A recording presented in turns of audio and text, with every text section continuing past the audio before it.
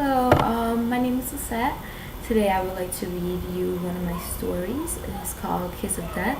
If you're interested in me reading any other stories, just look through my blog and let me know. Hope you enjoy. Here we go. During a late muggy night, two teenage boys slithered out of the cabin they shared with their fellow classmates. Each one held out a flashlight. The dim light danced around as they ran into the woods. Outside, the air was thick, with the humidity level incredibly high. "I think this is far enough," Caesar, pausing to catch his breath, then added, "No one is doing runs this late at night." Caesar looked around just in case someone lurked between the trees. He didn't want to be caught by surprise. Adrenaline accelerated their hearts as he pulled out a joint and lighter from the pocket of his basketball shorts. "Do you want a lighter?" he offered, extending his hands towards his best friend Simon, dropping it in his palm.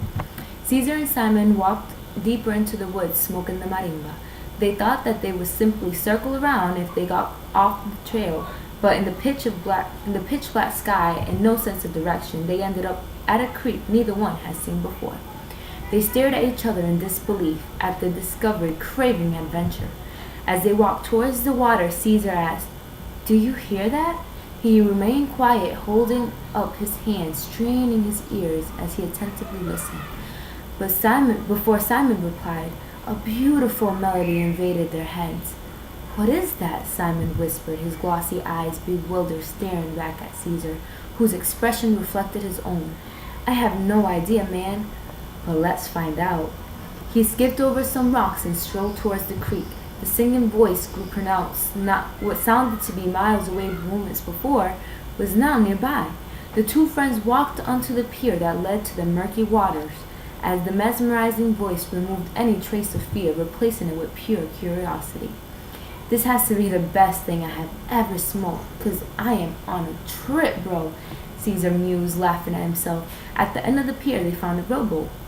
Without a debating conscience, the two leaped into the boat. The tramps held on to them as they untangled the knotted rope from the post and paddled off towards the moonlight.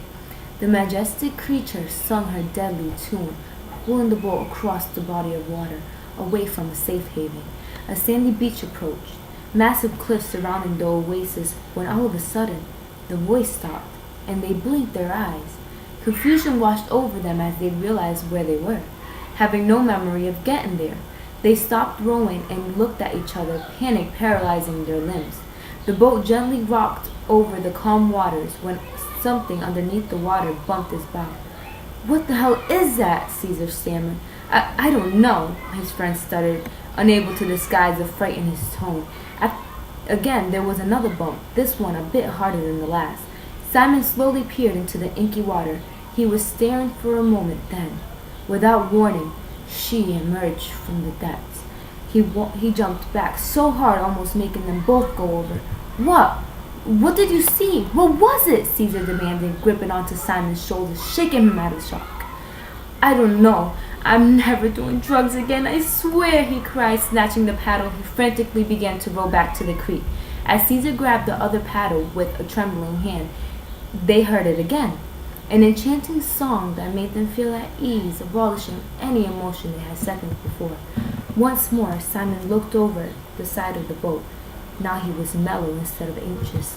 Caesar joined him, and with peaceful smiles set on their faces, they blindly glared at the astonishing features of the loveliest girl they had ever seen. Her caramel hair poured behind her, floating in the water, lifting her hands to him. She had fins on her elbow and another set on the sides of her smallest fingers.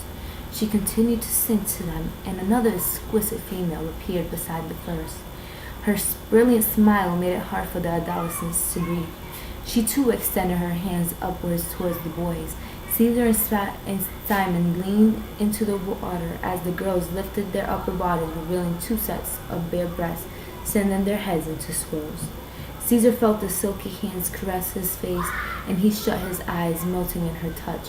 Simon heard the chime of laughter escaping the other female with golden locks and glistening under the stars.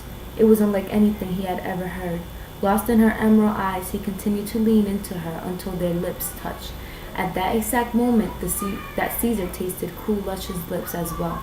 And with that, the boat gave in and tilted over. They thrashed in the water, kicking and splashing, trying to pull up for air. The onyx water was impossible to look through, and the grip around their necks never loosened as the air escaped their lungs, and consciousness crept away. That was my story, and I hope you guys enjoyed. Again, feel free to look through my blog, and if you like any stories that I should read, just let me know.